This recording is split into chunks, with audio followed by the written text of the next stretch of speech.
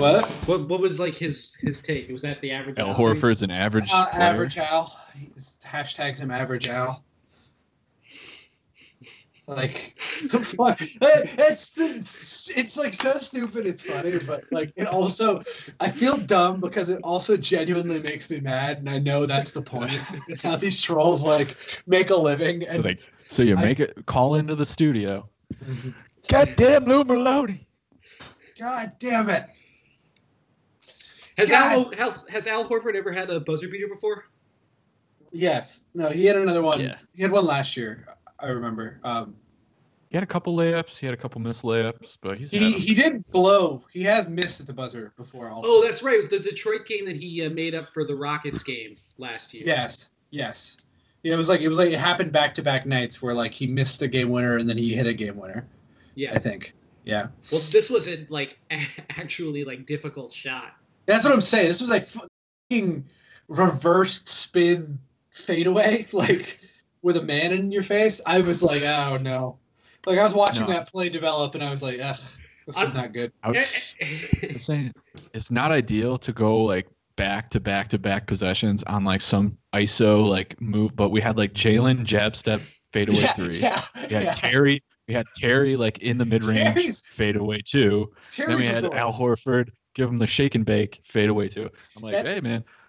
The Terry one was the one that made me by far the most nervous because it was like the Kyrie. Like what you see Kyrie do at the end, but it was Terry doing it, and I was like, "Oh my God, he's feeling himself too much. Like this is not going to end well." But the thing was, that was a tie game at that point. I was not confident about. That one, it was well contested. He was like stepping back. He was tripping over himself. It was but everything was going in. Terry strolled up to the mid range and he was like, "Hey, want some ranch, bro? Buzz me mellow. Want some ranch, bro?" Buzz me mellow, dude.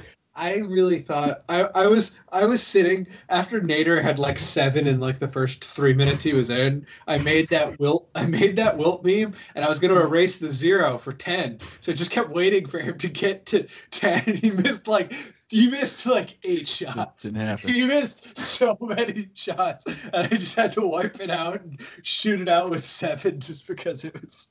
Yeah. All right, well, this is too funny, so we're just going to roll into this. This is Celtics Roundtable here on the Boston Celtics newsfeed. Matt Ignal here, Sam Sheehan, Lucky's Pipe coming to you after the Celtics win in thrilling fashion against the Portland Trailblazers. We got a lot to talk about. We're going to finish talk about this Trailblazers game, talk a little bit about Moose set to sign with the Boston Celtics, and also some rumors. So, maybe. Anyway, let's keep this rolling though, since that Portland game was so good. Definitely the most thrilling, like, final 2 minutes. Like, in that Pacers game, that was really thrilling, too. But, it was more like, okay, well, Kyrie's, like, just sort of keeping us in it. But, we have no chance until Terry Rozier stole that inbounds and got the dunk. But, I mean, this one was just, like, back and forth, The Terry Rozier shot, Damian Lillard getting that and one. Before that, the C.J. McCollum step-back 3. Damian Lillard drilling a step-back. We mentioned the Jalen shot. Tatum had a couple nice plays down the stretch. He turned the ball over once, but hit a big 3 and then a really sweet pull up. Probably the most exciting finish of the year with like 5 huge shots made in like the last minute 20. Yeah, I mean, I would love to disrespect Damian Lillard just because like all the All-Star whining like kind of rubs me the wrong way. But like those guys were really, really good. Like those Portland guys. And I kind of want to shout out Ed Davis. Like he's someone like, I don't know, whenever he hits, free agency at whatever point, I want, like if the Celtics need a big guy on the cheap, that's someone I want to look at. I just feel like Ed Davis does a lot of like good things in like a very quiet way. Portland's a very frustrating team because they're so good. They just have so much bad money like on their books that I feel badly for them. But it's always good to like win a game when a third of your roster is not dressed. So no, it's not. It's not like the teams that they were playing before too. It's not the Knicks. Right. It's not the Hawks. They're a legit. I don't know if they're still top 5 defense, but they were for a long time. Like they're rangy.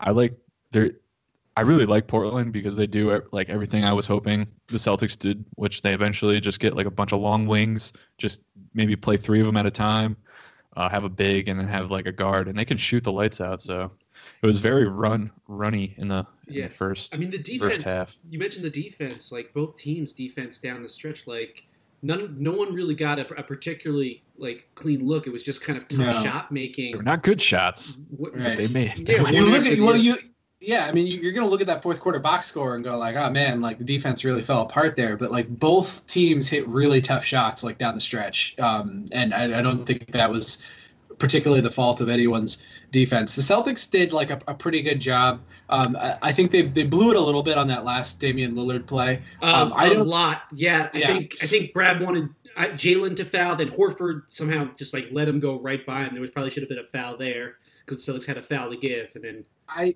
still don't think Semi fouled him, by the way. But I don't think he did. But I do. I thought, especially given that Lillard extended, that's a no call. Like, but I don't know. Well, I mean, we got to give a shout out to Semi Ojeleye, who earned his minutes down the stretch up until that final hit on Lillard. I mean, he was guarding McCollum like really well for long stretches of the game. One of the hardest guys to stay with. He leads like the NBA in like miles run every year, and you can see why. Scal was pointing out on the broadcast, how he like run from one side to another. Just he's great, and Shemi like did a really good job staying with him. He's got switched on a little bit a few times. He deserves a shout out. Go ahead, Lucky. No, it was wild to see like the T-Row, Jaylen Brown, Jason Tatum, Semi, Horford lineup, and they were sticking with smaller guards. Didn't matter. It was fun to watch. They're really big, versatile. Yeah, and we saw it again that the Celtics went sometimes with Al Horford as the point guard. He was anchoring the defense on one end, and then would bring it up on the next end, and they'd get into their sets, move it around, and then he'd initiate the play from the high post. It was more of like necessity with Larkin and Irving and Smart being out. And Al stepped up to the challenge, and it's obviously just a testament to his incredible versatility. Yeah, he really is the perfect center in the NBA. I mean, like the quintessential center, I would think, just on, like from a two-way perspective. Yeah, I mean, Scal said it on the broadcast. He was trying to like break it down a little bit for people who have like a harder time with this sort of stuff. Not us. And he was saying that he's more like, well, he was pointing out that you got to think of Al more kind of like a big Draymond Green. You know what I'm saying? Like where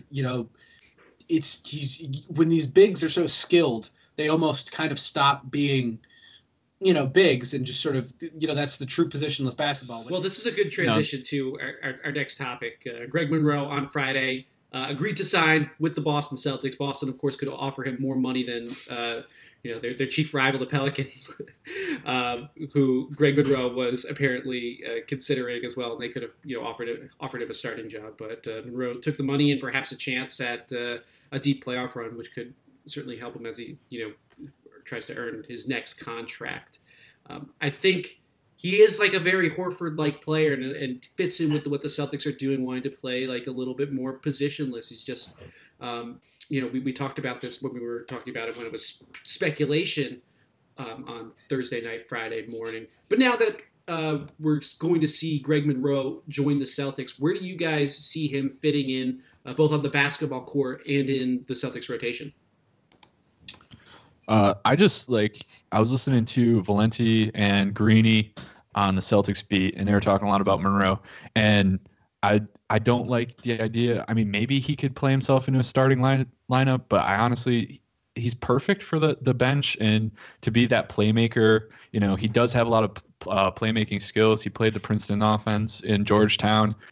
He can move the ball, and it's like when that second unit cannot like buy a bucket, he will be perfect. I mean, yeah, you're taking like low percentage shots in the post, but he can do some stuff in a lot like Horford. So it's kind of, you have that on both lineups. He's not the defender, but he also is, he was pretty average to above average when Milwaukee was playing really good basketball last year. So it's going to be great. Like, yeah, I mean, people got on us a little bit on the last videos, citing his advanced statistics, which suggested, he's not necessarily a needle mover, but, having like a plus 0.5 or something like that, that's good for a bench player. And I just think that he's going to fit in with the Celtics scheme, which is why I think there's reason to be optimistic here that maybe the Celtics can unlock a little bit more out of him than other teams were able to. And, Sam was talking about, this might be more important for like the regular season than the playoffs. But I think that sometimes like the margin of victories like are so slim that even, a small upgrade or something like this, it could be the difference between winning and losing. A game, a series, what have you. And it certainly helps with having at least like a little bit more insurance should one of Tice, Baines, or Horford miss some time, have Monroe in the fold. Yeah. I mean, I think the primary difference between,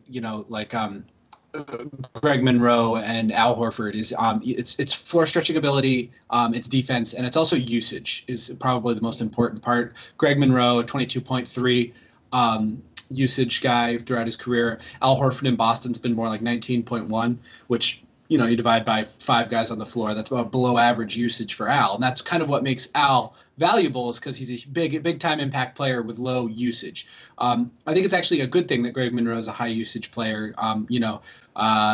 We see what Marcus Morris does with his bench minutes. He's another high usage player who's probably more efficient than people think. But I don't think it's also the worst thing in the world to have Greg Monroe get a little bit of that usage and be taking a little bit of that away from Marcus Morris. What might be bad is taking it away from Terry Rozier, who is, I'd say 3 times as good as Kyrie Irving. That's probably a fair assessment, right? But All-star Terry Rozier. I just think it's a good signing in the long run. I think that when they eventually sign him, the Celtics actually haven't signed him yet, and there's some chatter now that they're actually not going to sign him until after the trade deadline. The reason for that is while Greg has agreed to a $5 million contract, there's probably a stipulation in there that the Celtics would actually pay him more money if they don't have if whatever they're keeping open at the deadline doesn't materialize. The Celtics are trying to stay under the salary tax for the tax line for this year, so they want to not brush up against that. That's why they agreed to a $5 million deal, but they probably told Greg, hey, we aren't sure if we're going to be doing anything else. We want to leave this open. We're not going to sign you until after. And then if we do sign you after the trade deadline, we'll give you all of the money, or we'll give you a lot more of the money. All of the DPE? Why not all of the DPE? I mean, the reason why not all the DPE right now is probably to keep their options open, so they are not in danger of going over the tax if they do a trade, like trading Nader or other players for Tyreek Evans or someone who makes more money. You don't want to brush up against that line. The reason why they would now give him all of the money would be because Greg Monroe is going to have what's called non-bird rights going forward. That means the most the Celtics can pay him next year is 1.2 times whatever he makes this year, 120% of whatever he makes this year. By the Celtics giving him more money this year, if they don't do anything else, it makes sense for them to give him as much money as possible. That way they can give him a much bigger contract instead of only giving him a $6.2 million $6 million contract next year. They could give him as much as like a 10 and change contract, which would be very important for the Celtics. Yeah, it would be important for the Celtics. Stay in the market for him. Yeah. Right, you could stay in the market for him, and what's more important and what I think the Celtics are more likely to use this for is because they do not have a big mid-level salary on the books next year. And if you want to stay in the Anthony Davis hunt, you want to have a big movable salary that can help you salary match for Anthony Davis so you don't have to be sending both Jalen and Jason Tatum back. Because right now, the 4th, 5th, and 6th highest paid guys on the roster next year are going to be Jason Tatum, Jaylen Brown, and Marcus Morris. So Morris can obviously go, but those other two, that'd be bad if you had to include one of them just for salary matching purposes. That's very interesting point, Sam. But it's also very complicated. And yes, in today's world, we desire simplicity. And if you want contacts in a convenient way, you can renew your contacts lens prescription and reorder your brand of contacts from anywhere in minutes just by using Simple Contacts, because it is vision care simplified. If you need to renew your prescription, you just take a 5-minute vision test from your phone, or your computer. It's then reviewed by a licensed doctor, and you receive a 1-year prescription and reorder your contacts. They offer convenience. You can renew your prescription and reorder your brand of contacts from anywhere in minutes. No more doctors' offices or waiting rooms. The vision test is self-guided and takes less than 5 minutes. So you get speed, you get reliability because it's designed by doctors, and licensed ophthalmologists review every single test, and they carefully make sure your eyes look healthy and that your vision hasn't changed. There's plenty of support. You save a lot of money doing it, especially when you use our promo code Celtics News. So you can get $30 off your first purchase here with this URL. That's simplecontacts.com/Celtics News, or use that promo code that I mentioned, Celtics News, at checkout. Once again, go to simplecontacts.com/Celtics News or enter the code Celtics News at checkout. This isn't a replacement for your periodic full eye health exam, but if you want vision care simplified, get Simple Contacts. Okay, as far as Moose's utility, Moose's, no, that's not the right word. Let's just keep going. Meese, that's Meese, yes. Yeah. As far as Greg Monroe's, I think the Celtics are going to use him a lot like Horford. I think that they're really just going to try and imitate what Horford does out there, at least with getting the ball with him in the high post, having him set screens and having dribble handoffs. He doesn't obviously have the range that Horford does, but I think it's just like a good match for their system. I don't know. I was looking at a shot chart from last year or the year before, and it was pretty red in that like Kevin Garnett zone in the corner.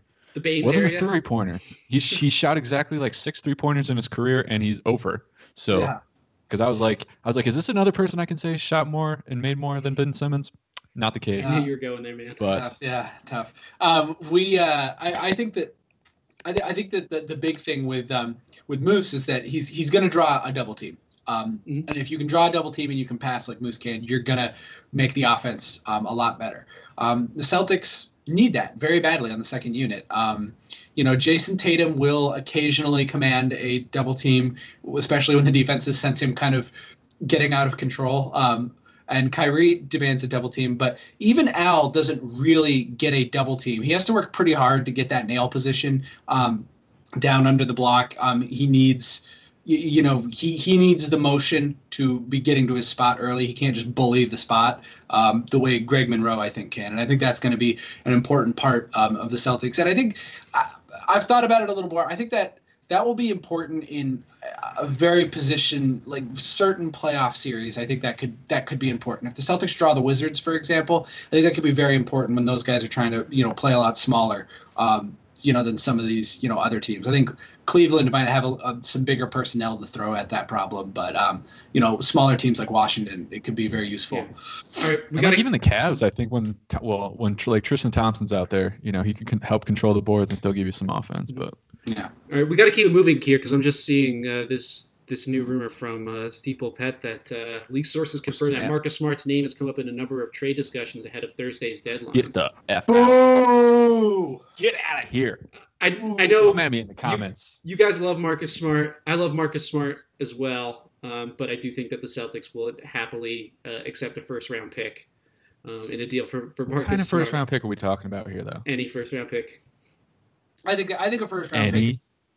A first round pick is good value for Marcus, probably. But but that said, is any team going to give it up though? Wins. Like I can't. I'm trying to find a match for a team that would be willing to give it.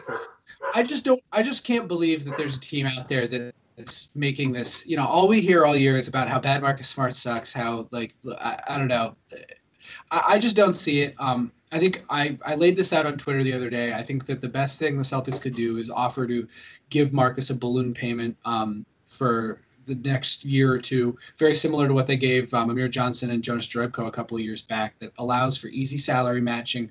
And it lets Marcus get out from under restricted free agency, which is what I think is really going to hurt his value here. If he's trying to get a big deal from someone on the open market, because there are not a lot of teams out there with cap space, and I just can't see them using it on Marcus Smart with some of these free agents that are going to be out there. I don't see him being a priority, but I've never seen a future first round pick get 2 turnovers on James Harden to win a game against the Rockets. So until that happens, I'm Team Marcus. cheap. I think getting rid of Marcus Smart for a playoff run is a bad idea. I think, I know people think he's going to hurt them in the playoffs, and maybe he will a little bit without his shooting, but he'll hurt them a lot less than some of these other guys that are going to get Marcus Smart's minutes. Yeah, he doesn't even need to shoot. He could shoot 0 for 12, and he's a positive in like winning a game. Like that's Marcus Smart. And if he I can't even say if he shoots better, they lose. So up is down, down is up. Yeah. Yeah. But Marcus Smart stays. Well, I mean, okay, so the Celtics now, there's been a lot of speculation that they're trying to now go ahead and get either Tyreek Evans or Lou Williams. And that would mean, I'm sorry, Sam. I'm sorry, but they're very good players. They're both having pretty terrific years. Yeah, they're good on offense. Yeah, they're good. They're good offense. Tyreek Evans shot 23% in the playoffs or something like. It's 4 games. It's 4 games. No, Lou Wills, has long struggled in the playoffs. Lou could score 27 I'm just saying points. What I've heard here. Smart. Yeah, you would need to give up a first round. Lou Will's too good. You would need to give up a first round pick for Lou Will, and I don't think that's a good idea. I think he makes too much money, to be honest. But for like the Celtics purposes, I don't know if you want to be in the tax the same. I mean, let's think about this. If Gordon Hayward's coming back, how much of a problem is this? Let's assume he's not coming back. Okay, if he's not coming back, you're not beating the Warriors. I'm sorry. Okay. Like you're not. Like you're not beating the Warriors. The Celtics point differential is 4 right now. Right now they're a lot better than their record. You probably have a pretty good shot about winning the East. So that's what we're talking about. We're talking about giving up a first round pick to win the East. So I don't know. I what if you send out a first round pick and get a second in return or something like that? Does that ease your mind?